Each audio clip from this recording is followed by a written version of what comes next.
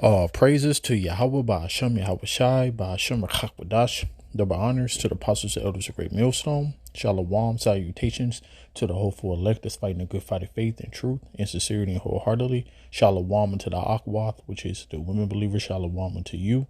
All praises, honor, and glory to Yahweh Ba'ashem Yahweh Shai. And to understand the Bible fully, you have to understand reincarnation. So I want to get, this is a basic lesson for those who know the truth, but for you scoffers out there and people who don't understand the truth, this video is for you. So it said, the thing that have been, it is that which shall be, and that which is done is that which shall be done, and there is no new thing under the sun. Is there anything whereof it may be said, see, this is new? It have already been of old time, which was before us. So life is like a ring, okay? And everything comes back full circle. Now you can have technological differences. Like, it wasn't I put it like this. None of us have the remembrance of former things. Matter of fact, real quick, let's get the next verse. There is no remembrance of former things, neither shall there be any remembrance of the things that are to come with those that shall come after. So, when you give up the ghost and you go back to the spirit world, you don't remember that life. And when you come back, you don't remember the life that you lived before you went to the spirit world. So I'm speaking as a man, but the scripture says in Daniel 12:4 that knowledge shall increase. But as the scripture says, because I was about to say that, Wi-Fi, I'm pretty sure it wasn't no Wi-Fi back then. But then again, you never know. It could have been some type of form of it, And so basically things evolve. That's the only difference. But everything have a foundation, a beginning. So you build off of that foundation. Just like the chariots. You had the horse and buggy, And then as time go on, you start having vehicles that can move without horses and elephants and things like that. But it started from that foundation. So ain't nothing more. What's the word I'm looking for? Well, it's nothing better than a chariot of the Lord. All right. The angels' vehicles. It's nothing better than that. So and that been here from the beginning. See, the so-called airplane through the Wright brothers, which, since the truth is coming out, Jake actually had something to do with that. I forgot the brother name, but I came across it a couple of years ago, and how Esau even stole that technology, that blueprint from Jake. But the Wright brothers, all right, in 1904, 1900s, just put it that way, the airplane came about. So, but the chariots is way more, technological than the airplane, way more, greater than an airplane, a jet, all of that. But the point is that it's nothing new under the sun. Let's get this.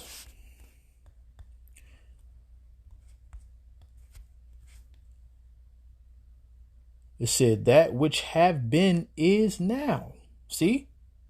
So guess what? Even though through the spirit we say that Trump is Nero, and I really believe that he is, all of these people who had significance in Babylon the Great presidency, they are from old. They were Caesars in the Roman Empire. All right? They was generals in the Greek Empire.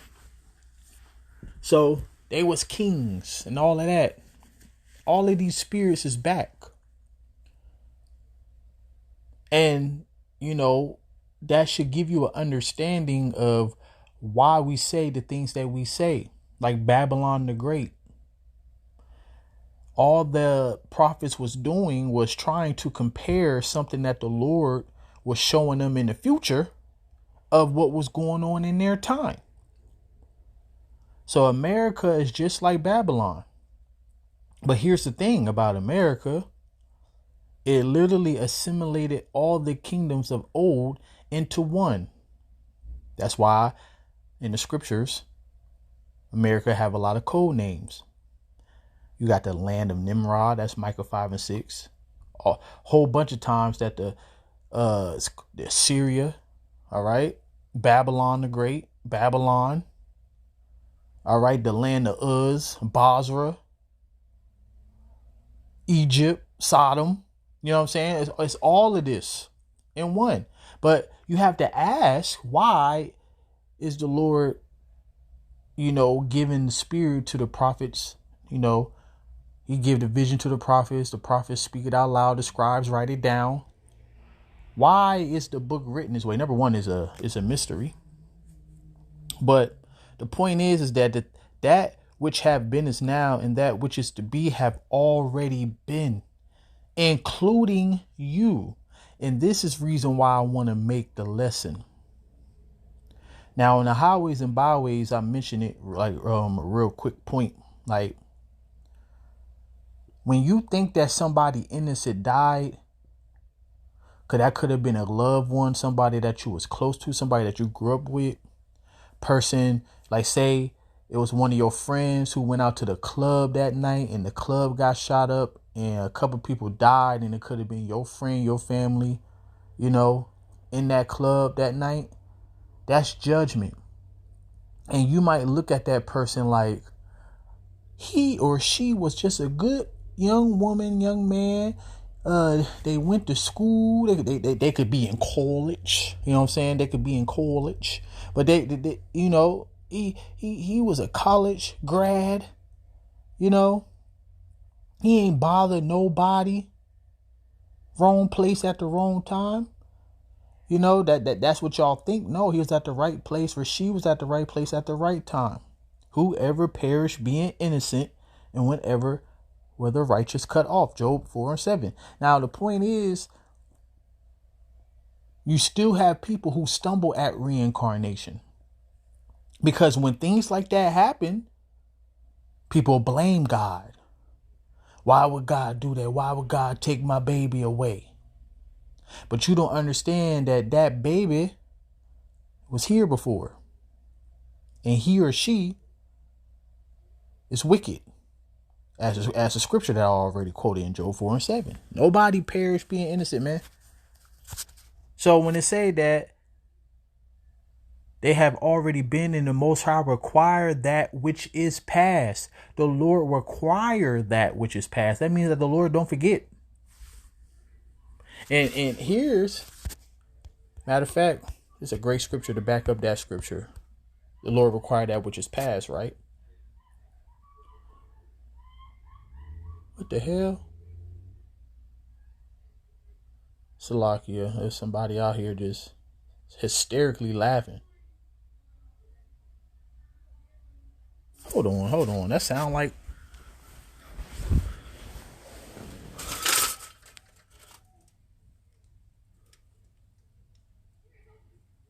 Wow. It sound like my woman and her and my stepdaughter. So, but anyway, I say Yahweh is long suffering and of great mercy, forgiving iniquity and transgression, and by no means clearing the guilty, visiting the iniquity of the fathers upon the children. Wait a minute, until the third and fourth generation. Now, a couple of things that it said. It said visiting the iniquity of the fathers. Let's get something real quick. That will be contradiction. Because the Lord said this: the father shall not be put to death for the children, neither shall the children be put to death for the fathers. Every man should be put to death for his own sin. So wait a minute. Let's go back at the bottom. Visiting the iniquity of the fathers upon the children. Sound like a contradiction there. No, it's not a contradiction. It's that if you don't understand that reincarnation is actual a thing, then you will stumble at this word. That's why I want to title this video, to understand the Bible fully, you have to understand reincarnation. Because that would sound like a contradiction right there. Everybody get judged for their own sins. All right. So you are your fathers. You are your children. You come back through 3/4 generation. So let's make a quick example. If I have a son, I died. Okay. I had a son. He have a son, which would be my grandson. My grandson have another son. That would be my great-great-grand. That's 3 generations right there. And my great-great-grand have a son. I could come back through my great-son, my great-grandson, or my great-great-grandson. All right? Real simple to understand. Because remember, the Lord deals with the seed. From the first man Reuben, the first man Judah, the first man Levi, and so forth and so on. The first man Judah, from that seed never left the earth, because there's no end of all the people, as it say in Ecclesiastes 4:16.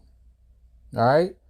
So the seed is here. That's why people are walking the earth, breathing and moving to and fro. All right. So, and then if you want to be technical, how many years is a generation? Scripturally, a generation is 35 years. So let's prove that. Let me see if I can jump straight to the point. Job 42, I want to say.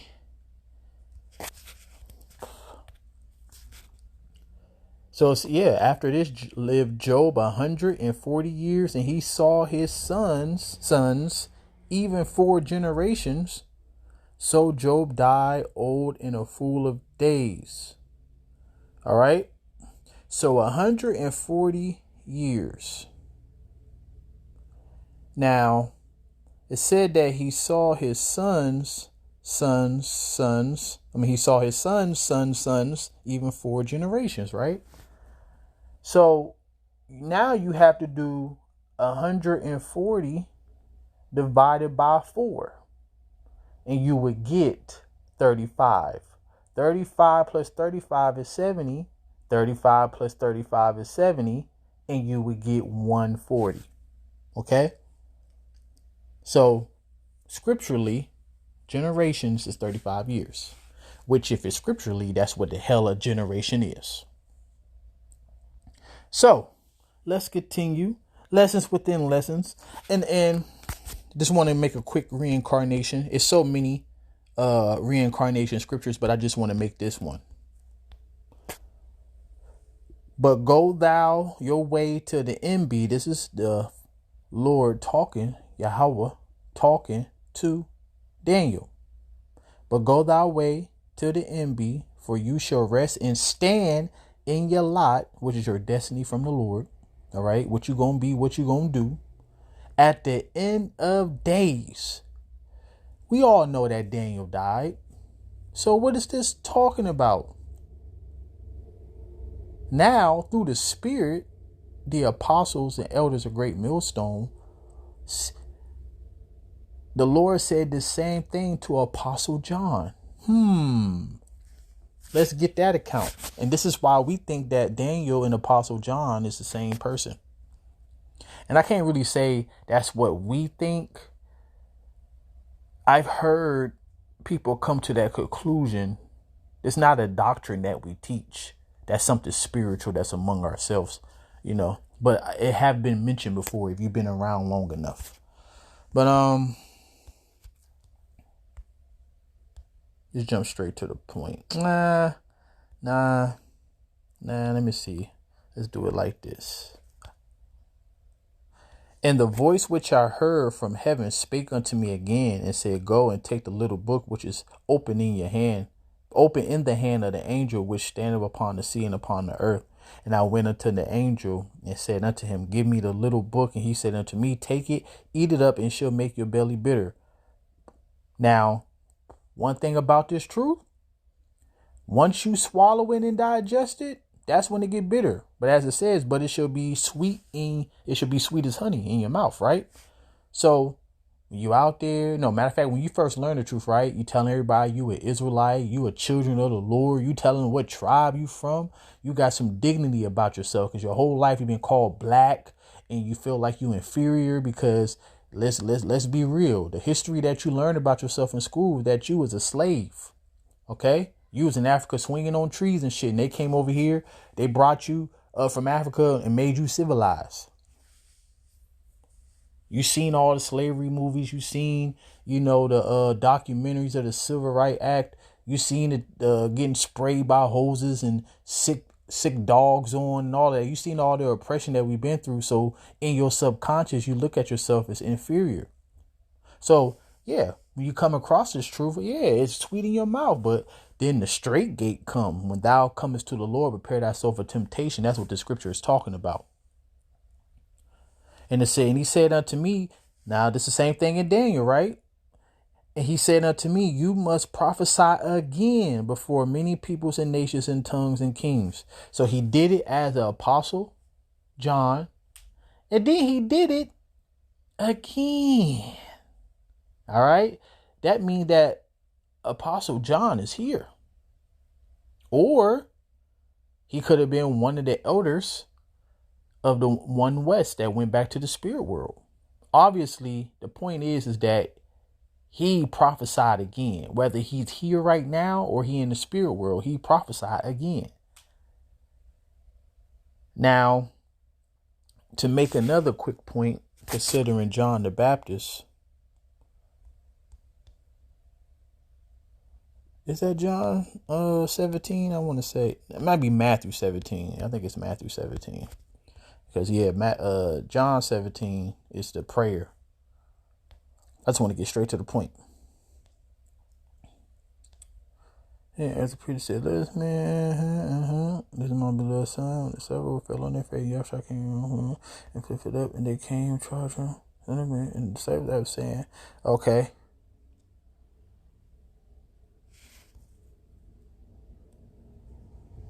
I think, let me see what 8 say again.